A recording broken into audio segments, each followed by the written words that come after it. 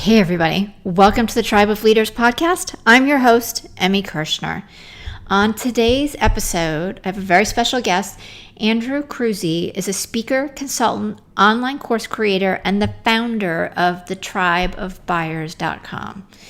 In 2018, Andrew quickly grew his Facebook group past 10,000 members, and when we had our interview a couple of weeks ago, he was just about to hit 14,000 members without any paid ads or lists, and his business has surpassed $500,000 in revenue in its first year.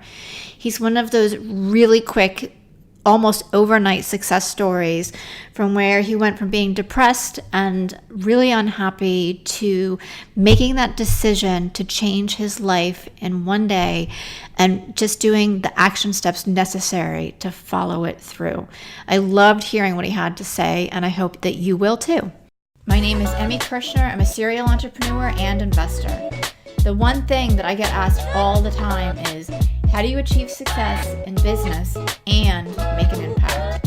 In each episode of the Tribe of Leaders podcast, you'll hear from entrepreneurs and visionaries who share how their leadership has changed not only their lives, but the lives of everybody around them.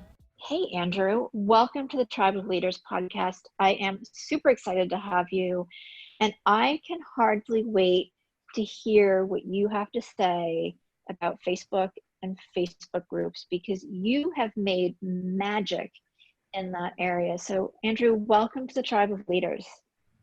Thank you so much for having me. And it's kind of cool where my company is called Tribe of Buyers, and then I'm on the Tribe of Leaders podcast. So right, I think we have definite synergy. Absolutely.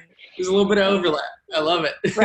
Right, absolutely. So share with everybody a little bit about your journey, because we were discussing it just before we started recording. It's incredible. I mean, you're fast paced, you grew really quickly. There's been a lot of learning experiences for you. Yeah, it's been a crazy journey, and it only started about 2 years ago. So September of 2017, I was living in Chicago in this crappy apartment, and I decided to quit my job. And I was doing CRM sales, selling Salesforce and Microsoft Dynamics CRMs, was not enjoying it. I kind of had this need to be an entrepreneur. So I quit my job. I moved back into my parents' basement in Cleveland and started my own advertising agency. Simple advertising agency, just me. So I was kind of a freelancer, but I called it an agency, right? And I was selling Facebook ads to local businesses to help them get more customers. And everybody asked me, how'd you learn that? I bought a program online, $9.97. It was called Facebook Ads for Entrepreneurs at the time. And it helped me grow my agency. And I networked with a lot of people in Facebook groups to learn how to grow my agency as well. So it wasn't just the information in the course, but it was the people that I met through the course in the Facebook group. And I was able to grow my advertising agency from zero to my first 10K months was 11K. 3 months after officially starting my agency or freelancership, whatever you want to call it. Right. It was crazy. Grew super quick. A lot of people were on that trek. Like, a lot of people wanted to become advertising agency owners, and there were a lot of people that were struggling. My strong suit was sales and marketing, and I was pretty good at delivering as well. So I decided to start my own Facebook group to help advertising agency owners get their first few clients. Caught wildfire, and now we have 13,000 people in that Facebook group. And it has changed from advertising agency owners to helping people grow their own Facebook groups and create their own online programs. So over the past 2 years, things have just evolved so much. Now we're helping people move from 6 figures to 7 figures in revenue in less than 12 months. So that's our new program, Authority Accelerator Elite. It's been a crazy journey. We've just moved super fast, but it's been a lot of fun. That's amazing. So when you quit your job in Chicago, I'm curious, did you know that you were going to create this advertising agency and you were going to take the Facebook course, or was it just like, I'm all done with this, I don't like it, and I'm going to move back home and figure it out? Yeah, it was a slow burn. So probably 6 months before I officially moved out of Chicago and in with my parents again, I was looking at different avenues, different ways to be an entrepreneur. And I tried drop shipping. I tried trading cryptocurrencies. I tried owning my own Shopify store, all of this different stuff. And I realized I loved building a new skill set that Right. was applicable to other, like if I would go into another business, it would apply to that business as well. And Mhm. starting my own advertising agency just rang true with me, because it taught you how to run ads. You had to do your own sales. You had to do your own marketing. And when I was trading cryptocurrencies or when I was just running a drop shipping store, it was a few of those elements, but it wasn't the total business package. That's why I went that route and built up a huge skill set that allowed me to expand into other businesses, such as creating online programs and being able to market those and all of that good stuff. Right, So right. it was kind of a slow burn. And I think the tipping point was finally getting the confidence to quit my job. Hmm. And that actually came out of losing 20 pounds in 90 days and quitting drinking. So I set a goal to lose 20 pounds and to quit drinking in 90 days. And I accomplished that goal. And from there, I just gained a crap ton of confidence that allowed me to be like, no, I'm going to take control of my life. And I'm the master of my fate. I'm the captain of my soul. And I'm going to do what I know I can do in life. So that was a huge turning point for me. And right after that, I quit my job and moved back to Cleveland and start my own business. Wow, wow. So what was the catalyst? Like where were you at that made you decide to lose the 20 pounds and quit drinking? I mean, because that has to have some tie to quitting the job too, Yeah, I was maybe rock bottom, close to it. Uh, right? I was drinking way too much, and that was a side effect of not enjoying what I was doing, not enjoying life. Hmm. I haven't drank for over 400 days now, and Congratulations. super. Thank you so much. But I realized that I was using drinking as a coping mechanism. One day I just woke up and I'm like, don't want to do this anymore. So I ran across the street to this pizza shop, not to get a piece of pizza, but I remembered that they had free calendars on the counter. So I grabbed one and I ran back to my apartment. This was when I was hungover at 11 in the morning. And I circled 90 days out. And it was sometime in July. I started this in April. I mapped out 90 days. I said I'm going to lose 20 pounds in those 90 days, and I'm not going to have a drink of alcohol. And then I just worked back from there, thinking, okay, if I need to lose 20 pounds in 90 days, how many pounds do I need to lose every 2 weeks? And then, which works out to a little around 1.5. Then I just stuck to that goal and I downloaded MyFitnessPal to track my Hmm. calories. Then I downloaded this app called Day Count that counted Okay. how many days I was sober. And there were so many times during that journey where I wanted to go out with my friends or have a drink. And the thing that held me back was thinking, I don't want to reset that damn day count. And that was super helpful. Having the calendar where I was marking off each day and having that app that I just did not want to reset. Right, right. Yeah, because that start over doesn't feel good. No, no. So let's move forward a little bit, right? So you've started your business, you're past the first, couple of months, you're making 10 to 15K regularly. What's happening for you at that point in your business and how are you growing? I realized that I was doing everything and that it was not scalable. And so I started to shift into more of a coaching and consulting role where I didn't want to hire employees. I don't know what my resistance was to that. And I didn't know how to hire, right? But I wanted something that was more scalable. So I held on to my agency and held on to my agency clients, But I also started to sell courses and online programs that take a lot less of my time. And I was able to do that because I had a Facebook group that was growing. And literally, I would put up a post saying, hey, who wants this program where I'll teach you how to get your first few clients for your agency? And it sold like hotcakes. So I was able to go from starting my Facebook group in November of 2017 to having a $62,000 month just 4 months later in February of 2018, from just having those tribe of buyers, the Facebook group of people that just loved the content that I was putting out. And I literally put up one post and made a lot of money from that one post and conversations in Messenger. Wow. So I made my business more scalable by changing the delivery model.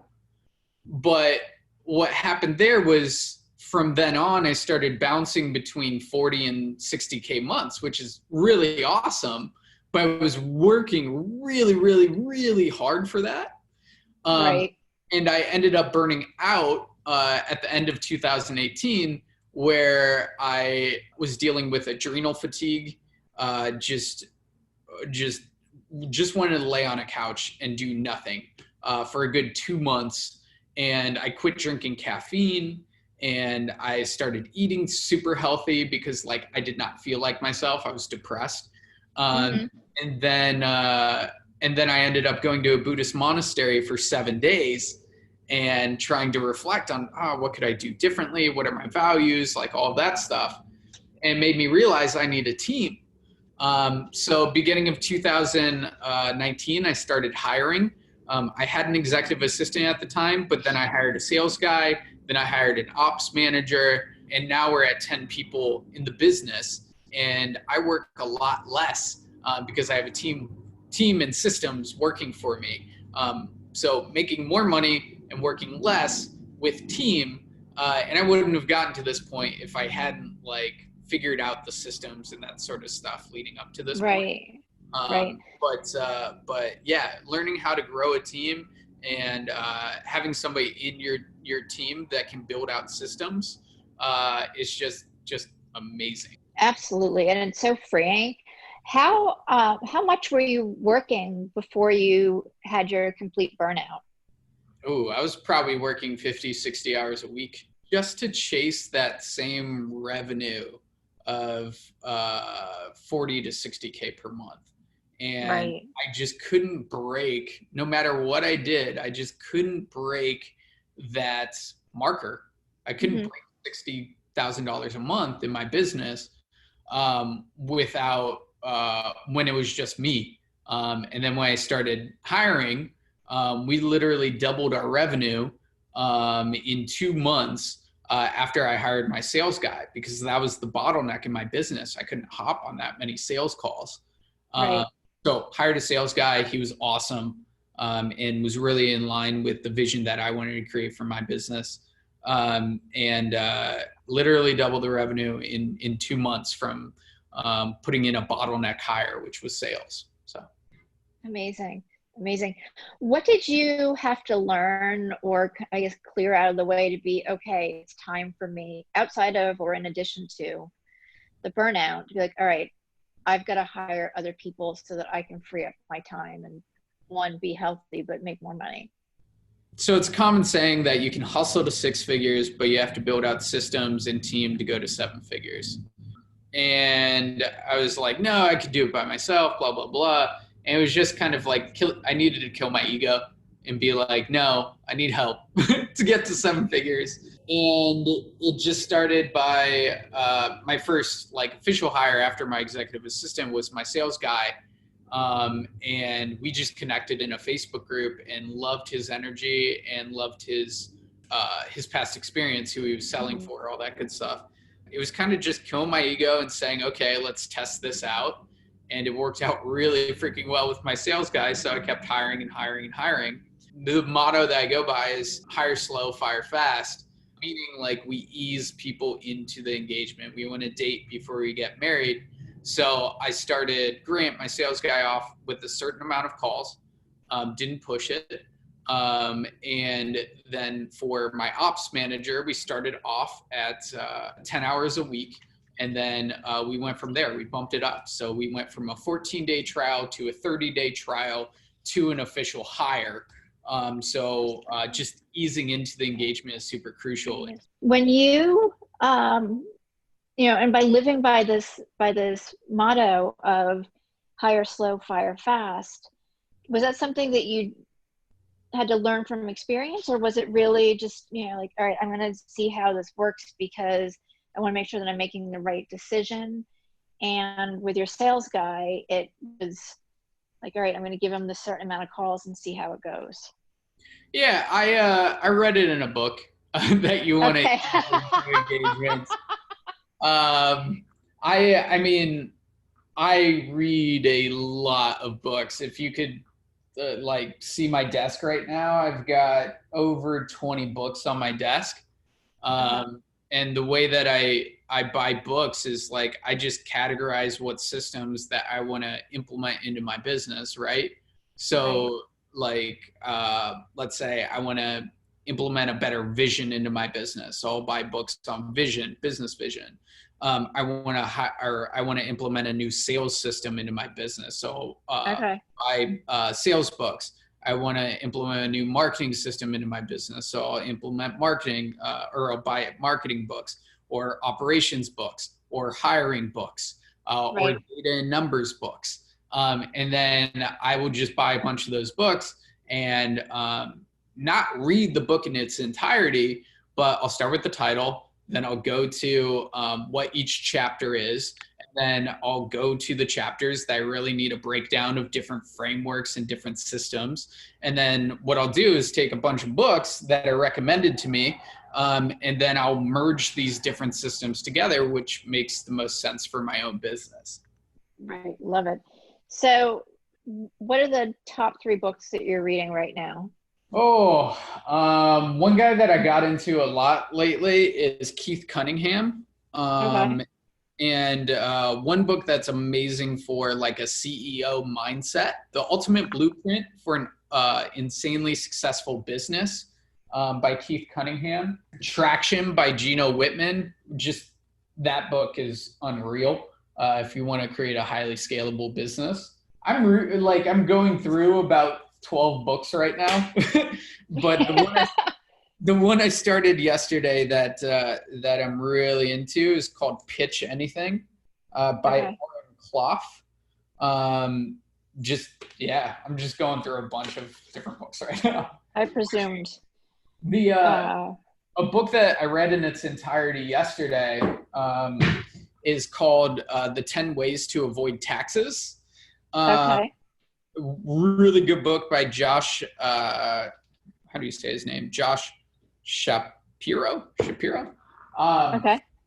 But that, oh my God, that gave me so much to work off of in terms of like, once you have cash flow, you want to protect that and not spend or like not give it all to the government. So just these 10 ways to legally save your cash, not give it away all to the government. I'm curious too, like, what has been your biggest challenge outside of growing your team in growing your business, and where have you really had to look at how you were leading? I've been blessed. Like I've been blessed with the hires that I've had. I would have to say with my executive assistant, we started a year and a half ago, and I didn't have any systems down. I was really bad at communicating. And that was probably my biggest challenge. I feel like we could have gotten a lot more done, and I wouldn't have had to burn out if I would have learned how to use Asana better and Slack better and communicated with her better. I think that was my biggest challenge back in the day, was communication with my team, and I've gotten a lot better at that. Right now with scaling, I feel like I'm exactly where I need to be at, because I got this concept from one of my good friends and one of my coaches, Brad Newman, who always talks about the seasons of business, um, Mm-hmm. and identifying what season you're in. So Right. think of summer like a sales season. Think of Right. spring as like a lead generation season. Think of winter as an operations system or season. Think of fall as a delivery uh, Right. season. So right now I'm in an operations season. So the KPIs that I'm tracking more are those around development of the business and not Mm-hmm. around sales. So if we have a sales dip, I'm not freaking out because I realize our focus is going to operations, and that will be able to spike back up when we're in a sales season, when we can put more of our focus towards sales. Right. So I've been it used to freak me out like, oh no, sales are dipping, and it's because I'm building out a new program or I'm building out a new offer. Right. Right. But now I'm kind of like more cool, calm, and collected about it. Yeah. So you know what your cycle is. Yeah, I know where I'm at right now. I know if sales dips, it's because Mhm. our focus has been on operations, and I know that will go back up when we're more Right. focused on sales or lead gen again. Right. I think that's really smart because I think every business has, its own cycles. And um, when you're aware of that, it gives you not only the peace of mind, but it gives you the ability to focus on exactly what you're doing now, the operations, so that you can take the next leap and then build more. Exactly. Exactly. Love it. I want to circle back to the communication part. And um, what do you think you needed to do at the time? Is it just have more communication, or did you need to communicate differently with your executive assistant? I think the biggest thing was clarity in what I was doing, and then Okay. I could communicate that more clearly.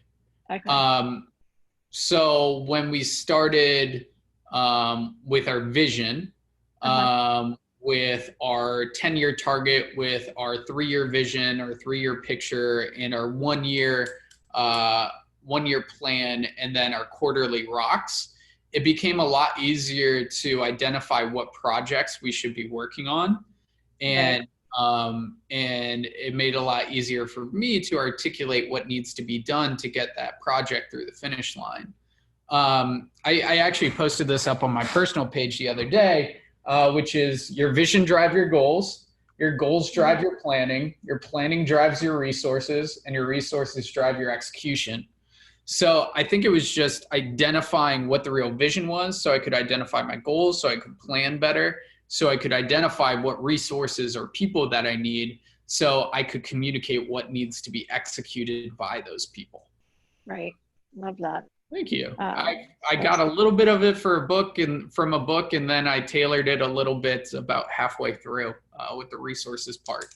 right. Um, Well, and I think, yeah, I think that can be a disconnect though for a lot of business owners. Is like they've got the vision, they've got the goals, but they don't necessarily allocate the right resources to yeah, get above that.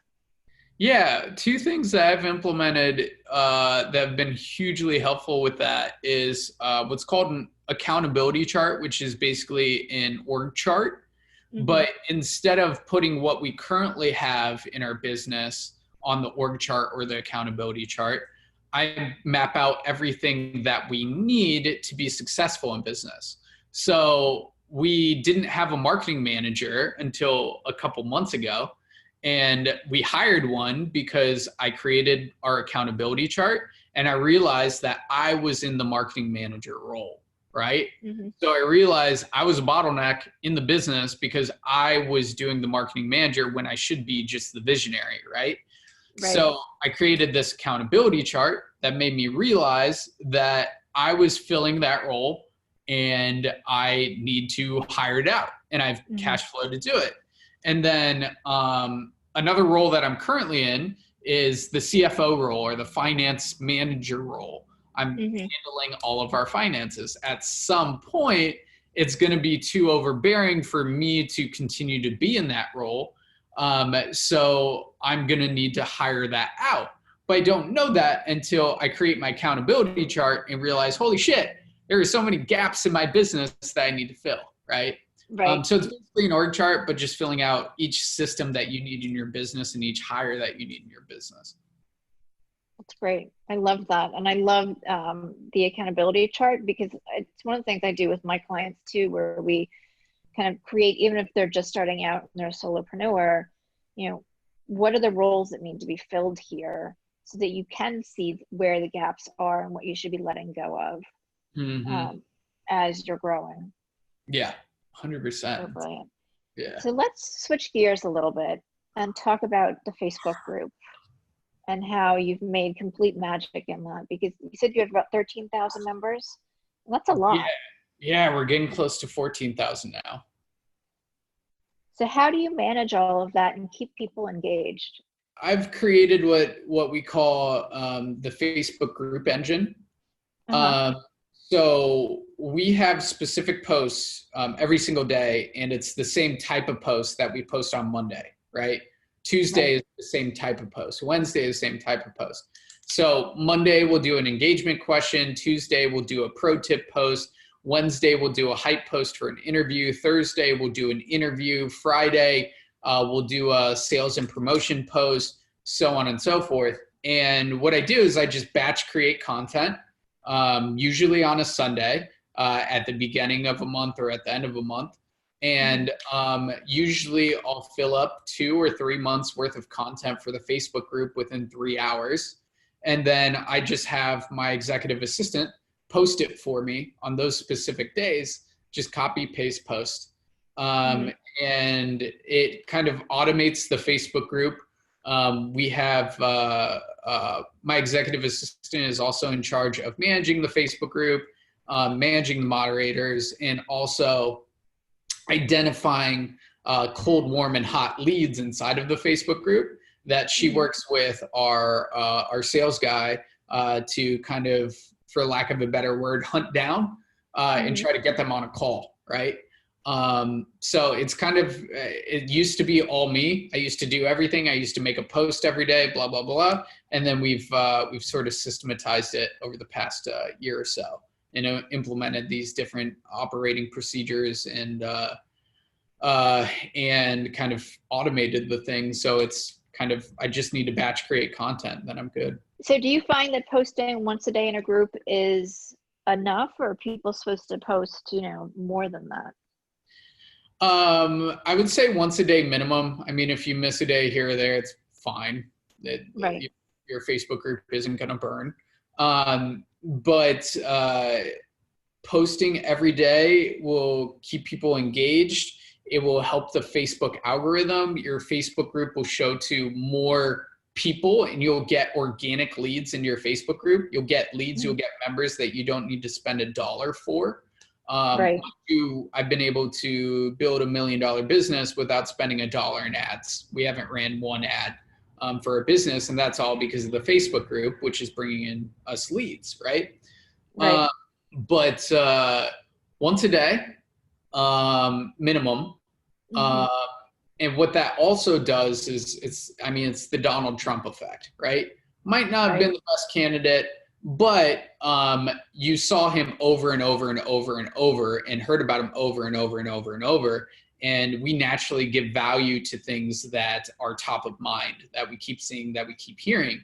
So if you post every single day, people are going to give you more value and see you more as an authority the more you post. So it's just about being consistent with that.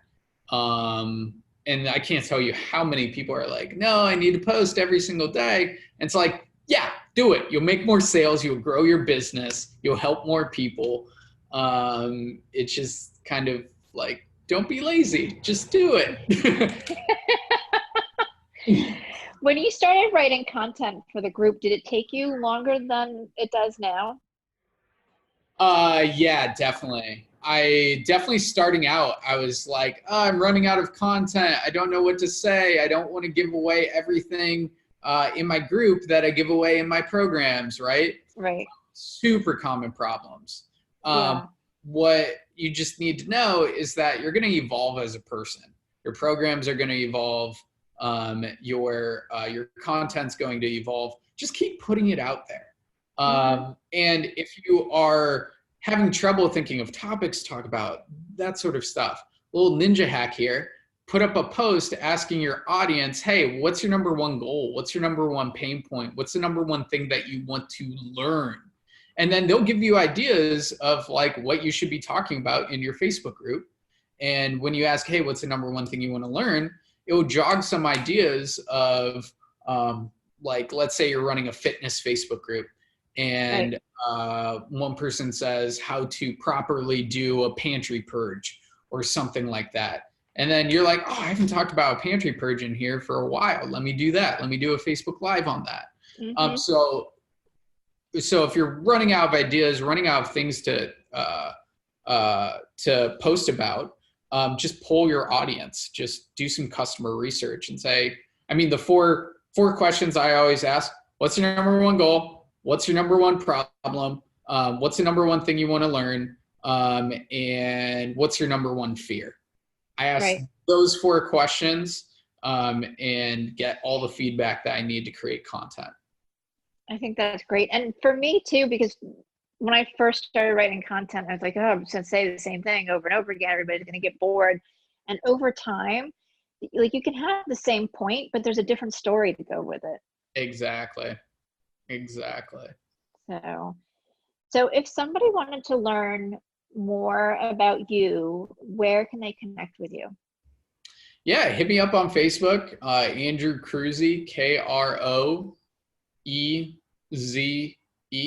Feel free to hit me up in Messenger and just tell me your number one takeaway from this interview. That always helps me with what I could implement in more interviews and really make an impact for people. So just tell me your number one takeaway. Hit me up on Facebook, add me, send me a message. Also, you can go to tribeofbuyers.com, TRIBEOF, buyers, BUYERS.com. And we have a revenue calculator up there right now. So if you want to identify what offers you need in place and how many you need to sell each month and how many sales calls you need to hop on to do that and how many outreaches you need to do, it breaks everything down for you. We've got that free revenue calculator. You can go there and download that right now. And then we have an event coming up, if you don't mind me talking about that. Yeah, I do. I want you to share, because I think there's a lot of people out there who are afraid of starting Facebook groups. And if I'm correct, this event that's coming up and pretty soon can help them really grow their revenue using Facebook groups. Yep. It's all about organic sales and intimacy marketing at Tribe of Buyers Live. Is really where the industry is shifting, where people are annoyed with automation. Facebook ad prices are going up. Sales conversions are going down through sales funnels. And there's a huge shift to being more intimate with your audience and having real, genuine conversations with them. And that's really what we've mastered over the past year and a half, 2 years, is being able to do intimacy marketing and be able to close more sales that way, in a way that it's not automated, but is hugely impactful. And the return on investment for your time is so much greater with intimacy marketing than it is building a funnel and building a webinar and all that good stuff. So we're teaching you all about that at Tribe Buyers Live. Really, if you want to move from starting a business to generating your first 6-figure year, or if you're doing 6 figures already and you want to bust that 7-figure marker, you want to be at Tribe Buyers Live. And that is October 18th through the 20th in beautiful San Diego, California. It's not free, but it is a huge return on investment. So tickets right now are $9.97 online if you go to tribeofbuyerslive.com. But for everybody on your podcast, as an extra incentive, take action now, and you can put in coupon code TRIBE297, and that brings the price down to $297. So Cool. you get 66% off the ticket price. So TRIBE, all capital, 297. Plug that in at checkout at tribeofbuyerslive.com, and I'll see you there. Awesome. I love it. And I know I had wanted to come out and join you when I'm speaking, I think 2 of the days that you've got the event, but just from what I read on the website, it sounds like a phenomenal event. So I highly encourage people to check it out. Yeah, I don't know if you saw the latest video on there, but I had one of my video buddies whip up a new video. And the first part of it is everybody's making fun of my last name because nobody can say so it's a pretty funny video, and I suggest checking it out. But just for that.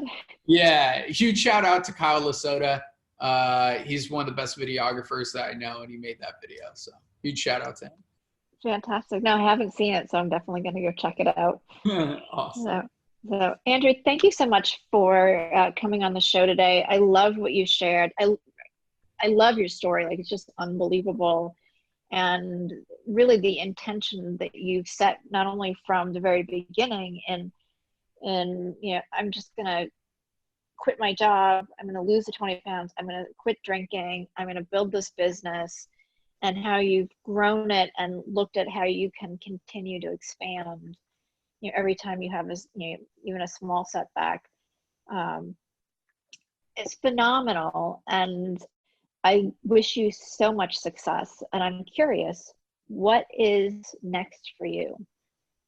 Well, thank you so much for having me, Emmy. This has been so much fun hanging out with you. And one thing that I want to leave everybody with is quote that even when I was going through the toughest of times, when I was going through depression, when I was on Wellbutrin, when I was on Lexapro, the way that I was able to kick myself out of that is reminding myself over and over and over is I'm captain of my fate, I'm master of my soul. And just living by that quote that I get to determine what my life is and what I create. So I just want to leave everybody with that. Next for us is this event in October. We're super stoked for it. We have 120 tickets sold thus far. We're about 6 weeks out. We're going to sell 80 more and get 200 people in the room. So we're stoked about that. After that, next year is going to be crazy. We have a revenue goal of $3 million, and I think we'll be able to hit that with everything that we're doing now. And we might do a little software play. We're looking at creating something like a Kajabi, but more focused on client results and customer results, and being able to track what their goals are and track KPIs. So people who are coaches, course creators, and create online programs, they can go in at a glance and see where that customer or that client currently is in terms of their progress and in terms of the goals that they actually set for themselves once they start the program. Because I see a huge gap where these platforms are focused on marketing and sales, and there's not enough focus on the actual customer getting the result. So we're looking at that software play next year. That is really exciting, and I think much needed. Thank you so much. Yeah, love it. Can hardly wait to see what you come up with. I know, I'm stoked. I'll let you know all about it. Yeah, please do. So Andrew, thank you again. And everybody listening, we will chat with you next week. As an entrepreneur, do you ever feel isolated, like you're just grinding away and not getting to the place or reaching the goals that you want? Maybe you've realized that you just spent days, weeks, or even months trying to accomplish something only to figure out that the answer that you have would have saved you all of that time. I know I've had that experience, and my clients have as well. And that's why I created the Tribe of Leaders Biz School. Get the accountability, the training, and the knowledge base in a community of like-minded people who are there to support you. Go ahead and check it out. It's thetribeofleaders.com.